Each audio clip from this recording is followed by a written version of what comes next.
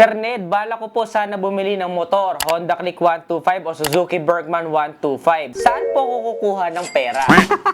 Ang galing ang tanong mo. Pero kung sasagutin kita, Nedises, ganito kasi yan. Ito, matino matinong sagot Nung first time na bibili ako ng motorsiklo, kinumpute ko muna kung magkano na yung nagiging pamasahe ko from our home papunta sa work. Tapos, tinignan ko lang kung gaano pa kalaki yung kaya kong i-stretch sa budget ko monthly para ipandagdag at makakuha na ako ng at least 125cc na motorcycle. So, isa po yan sa mga paraan na pwede nyo tignan. Ngayon, kapag hindi pa rin po kakasya, pwede naman po tayo ding mag-side hustle gamit yung ating motorsiklo na makukuha. Especially ngayon na meron ng mga delivery rider. Way back then, wala pa nga mga ganyan. Pwede nyo po siyang gamitin during your off sa work para ipang delivery. Kasi may mga option naman na po as part-timer. Kung di naman po sa ganung paraan, dahil napapagod kayo, pwede rin po kayo side hustle ng pagtitinda online ng ilan sa mga kaya nyo itinda. Pwede rin ganung side hustle. Depende po sa inyong talento and resources. Naniniwala kasi ako na kapag ka gusto, may paraan. So kung di ka pa nagkakaroon ng motorsiklo at nagtataka ka kung paano nagkaroon ng motorsiklo yung ibang tao, kailangan din paganahin ng kaisipan para ma-afford natin siya. Lalo-lalo na kung magagamit mo naman talaga. And ako, personally, nung nagkaroon ako ng motorsiklo, mas nakakagalaw at nakakadiskarte talaga ako ng maayos. Lalong-lalo na kung nakatira kayo sa mga medyo liblib na lugar na palaging special ang bayad sa tricycle or mas mahal mag-commute. Doon ko po napakinabangan ang motorsiklo. Hindi ko alam kung joke or seryoso yung tanong ni boss, pero seryoso yung sagot ko. Anong mai-advise nyo kay bossing? Paano niya ma-afford ang first motorcycle niya? Comment nyo nga sa ibaba at baka makatulong yung kwento ninyo dito kay bossing. Galing, di ba? Tulungan lang tayo para lahat pagkamotor. Drop your questions, baka kayo nang sunod natin sagutin next vlog. Again, this is Adriano. Always keep it cool, ride safe always.